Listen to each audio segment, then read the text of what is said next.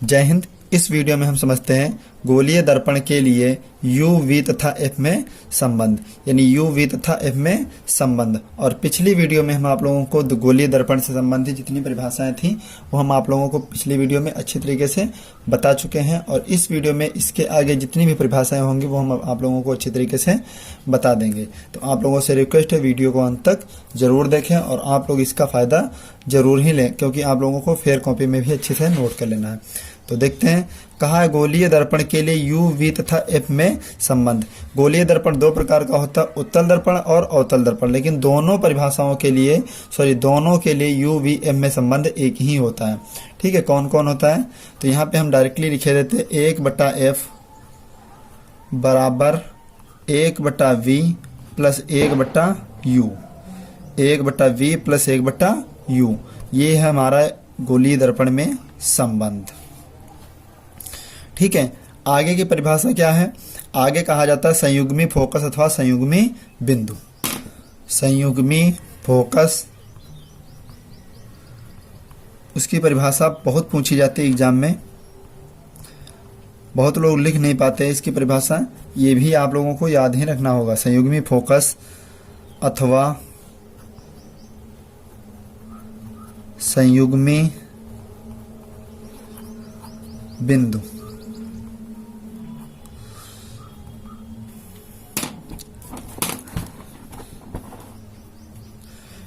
जिसमें से इसकी परिभाषा क्या है?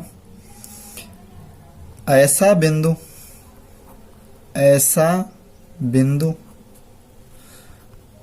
जिसमें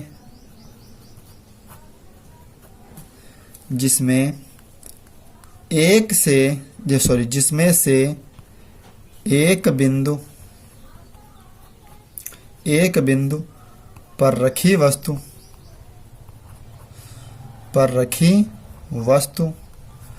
का प्रतिबिंब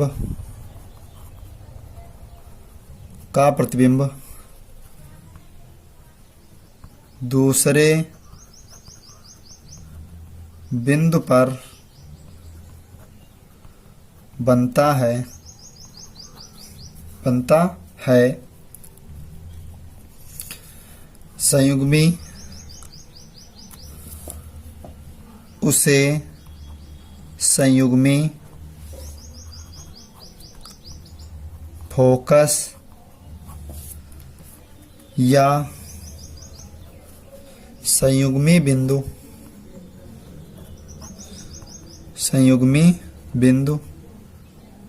कहते हैं। संयुग्मी फोकस या संयुग्मी बिंदु कहते हैं। ठीक है, तो ये थी हमारी संयुग्मी फोकस की परिभाषा। और आगे आप लोगों को नेक्स्ट जो आपकी परिभाषा पूछी जाती है रेखीय आवर्धन। रेखीय आवर्धन बहुत पूछा जाता है एग्जाम में। इस बार आप लोगों का रेखीय आवर्धन पिछली बार हटाया गया था, लेकिन इस बार में हटाया नहीं जाएगा। ठीक है, तो अगली जो परिभाषा है रेखीय आवर्धन। रेखीय आवर्धन प्रतिबिंब की लंबाई, इसकी परिभाषा क्या होती है? प्रतिबिंब की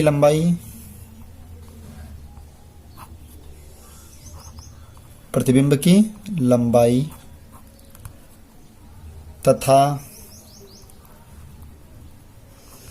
वस्तु की लंबाई के अनुपात को रेखीय आवर्धन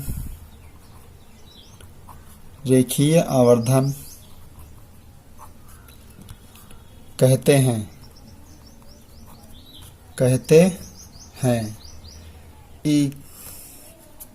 इसे स्मॉल m से प्रदर्शित करते हैं। स्मॉल m से प्रदर्शित करते हैं। इसका जो सूत्र होता है रेखीय आवर्धन का वो क्या होता है? m बराबर -v/u। इसका एक और सूत्र होता है m बराबर -v/u। m की जगह आ जाता है i/o। i/o बराबर -v/u। ठीक है। जहां पर प्रतिबिंब की लंबाई और वस्तु की लंबाई दी हो वहां पर आप लोगों को इस सूत्र का प्रयोग करना पड़ेगा। आई बटे ओ बराबर माइनस यू वी बटे यू। ठीक है। तो अगली परिभाषा है वो क्या है हमारे अवतल दर्पण के उपयोग।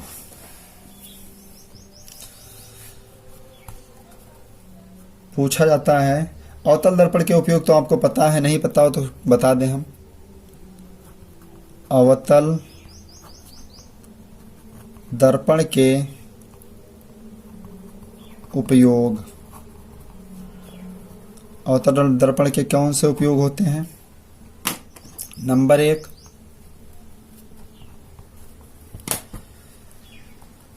दाढ़ी बनाने के काम आता है। ज़्यादा बड़ा नहीं लिखना है, छोटा छोटा लिखना है। दाढ़ी बनाने के काम आता है। नंबर 2,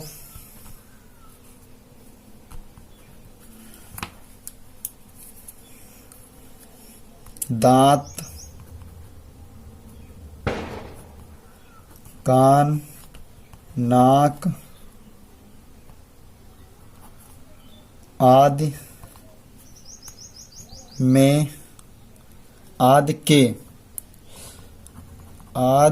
के उपचार में।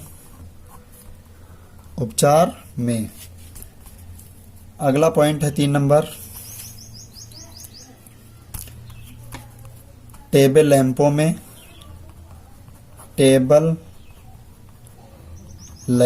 में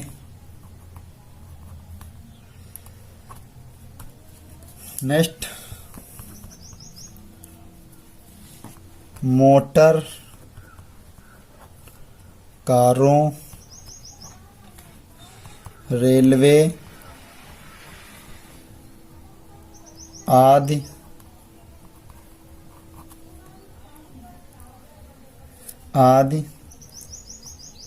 के लैंपों में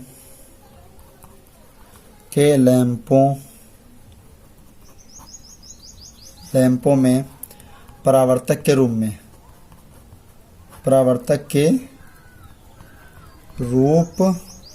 में। ओके, तो अवतल दर्पण के इतने प्रयोग होते हैं।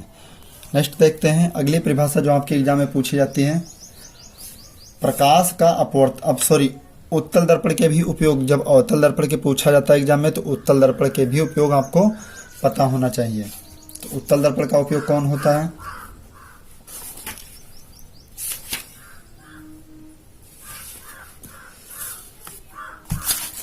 नेक्स्ट,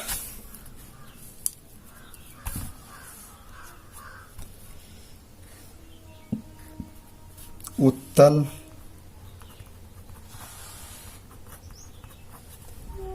दर्पण के उपयोग। उत्तल दर्पण के उपयोग,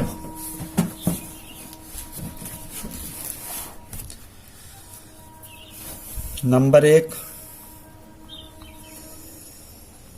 गली तथा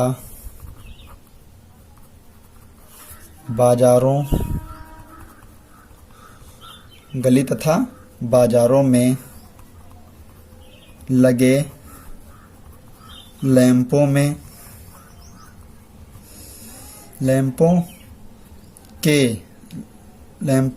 के ऊपर।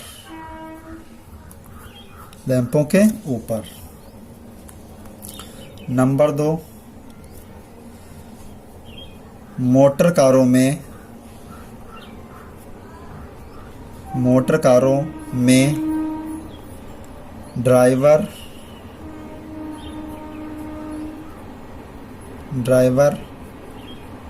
की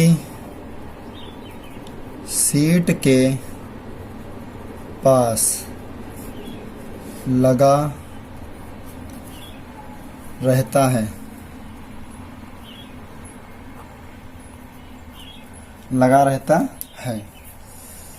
जिससे ड्राइवर पीछे से आने वाली, पीछे से आने वाले सभी व्यक्तियों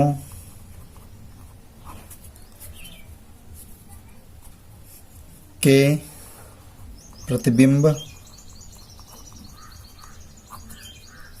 देख सकता है, देख सकता है। ओके, तो यहाँ पे आप लोगों को उत्तल दर्पण के उपयोग भी अच्छी तरीके से बता दिए गए हैं। अगली जो आपकी परिभाषा है वो प्रकाश का, पहले आप लोग पढ़े थे प्रकाश का परावर्तन, अब पढ़ेंगे प्रकाश का अपवर्तन। अगली जो है अगला क्वेश्चन है वो क्या है आपका, प्रकाश का अपवर्तन, अपवर्तन किसे कहते हैं, किसे कहते हैं। हेडिंग डाल लीजिए आप यहाँ पे, प्रकाश का अपवर्तन।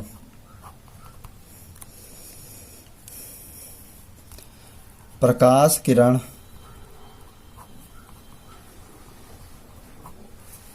के एक माध्यम से दूसरे माध्यम में जाने पर अपने मार्ग से विचलित होकर, विचलित होने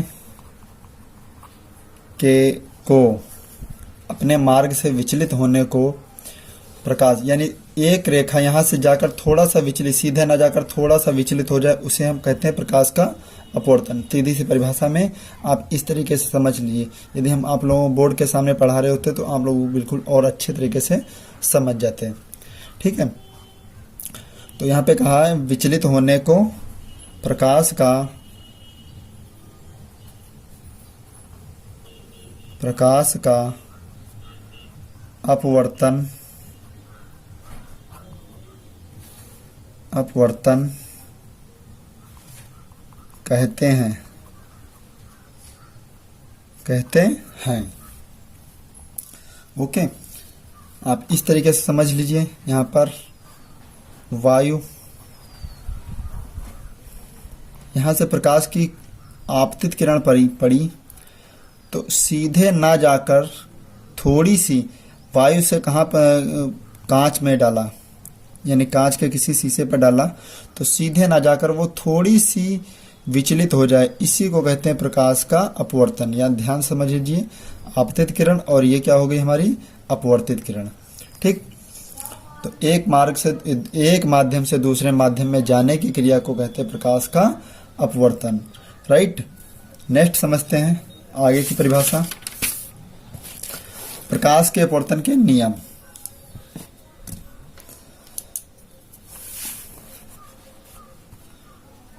प्रकाश के अपवर्तन के नियम, प्रकाश के अपवर्तन के नियम क्या लिखेंगे, प्रकाश के दो नियम हैं, दो नियम हैं। नंबर 1, आपतित किरण,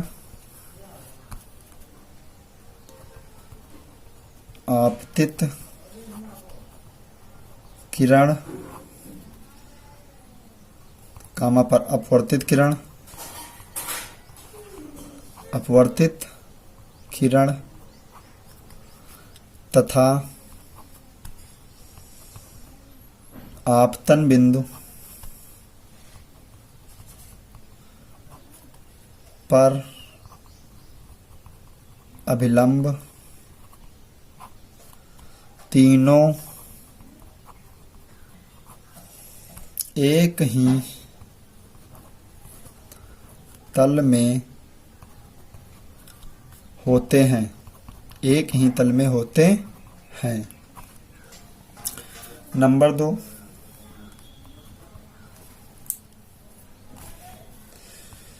आपतन कोण की ज्या, आपतन कोण की ज्या तथा अपवर्तन कोण की, अपवर्तन कोण की ज्या, ज्या को कहते हैं इंग्लिश में साइन, का अनुपात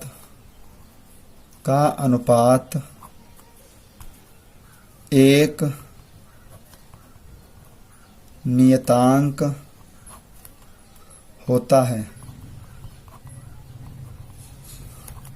तो यहाँ पे क्या लिखेंगे हम, साइन आई बटे साइन आर बराबर नियतांक। ओके, तो यहाँ पे आप लोगों को प्रकाश के अपवर्तन के नियम भी बताए गए हैं बिल्कुल अच्छे तरीके से। नेक्स्ट समझते हैं, अगली जो आपकी परिभाषा पूछी जाती है एग्जाम के लिए वो भी देख रहे हैं। अगली आपकी परिभाषा पूछी जाती है लेंस की क्षमता, लेंस की क्षमता।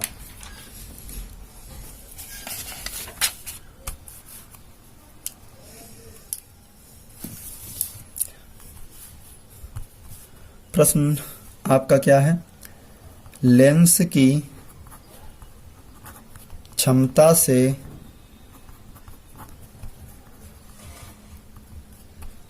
से आप क्या समझते हैं, क्या समझते हैं। आप लोग भी वीडियो को लाइक कर दीजिए, क्योंकि हम आप लोगों के लिए इतनी गर्मी में इतना मेहनत से वीडियो बनाते हैं, आप लोगों के लिए इतनी ढेर सारी मेहनत करते हैं। प्लीज़ आप लोग एक एक लाइक ज़रूर करें। ओके, और आप लोगों को मैं ये विश्वास दिलाना चाहता हूँ कि आप लोगों के एक एक क्वेश्चन, एक एक परिभाषा हम आप लोगों को कॉपी पर लिख लिख कर बताएंगे, सभी पूरी किताब बता देंगे, ठीक है। लेकिन आप लोगों को बस एक काम करना है, आपको वीडियो को लाइक ही करना है, राइट। आगे देखते हैं, लेंस की क्षमता, इसकी जो परिभाषा होती है क्या होती है, इसकी बहुत छोटी परिभाषा हमको ही बता दें आप लोगों को।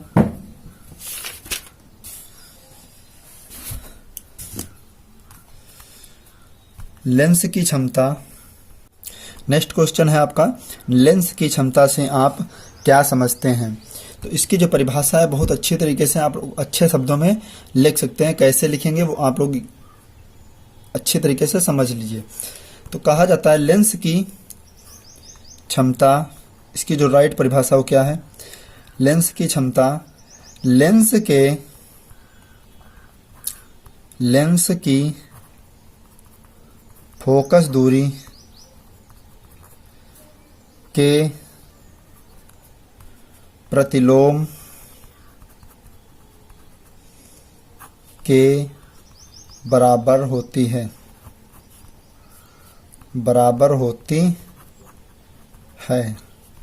जबकि फोकस दूरी मीटर में नापी गई हो तब नापी गई हो। लेंस की क्षमता को P से प्रदर्शित करते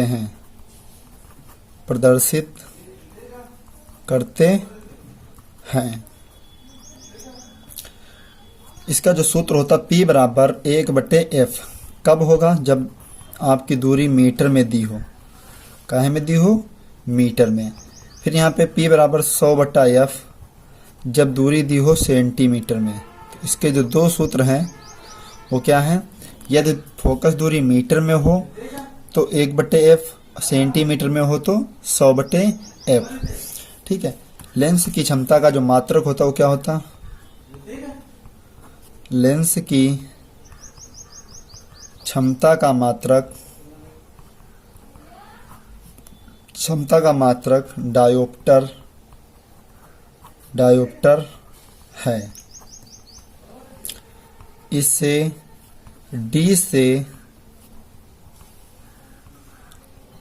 प्रदर्शित करते हैं, D से प्रदर्शित करते हैं। हमेशा याद रखना 2 पॉइंट होते हैं, उत्तल लेंस की क्षमता धनात्मक होती है और अवतल लेंस की जो क्षमता होती है वो क्या होती है, अवतल लेंस की क्षमता ऋणात्मक होती है। ओके। तो इतनी परिभाषाएं आपकी एक पाठ यानी पाठ 1 में जितनी परिभाषाएं थी हमने आप लोगों को इस वीडियो में अंत करके बता दिया।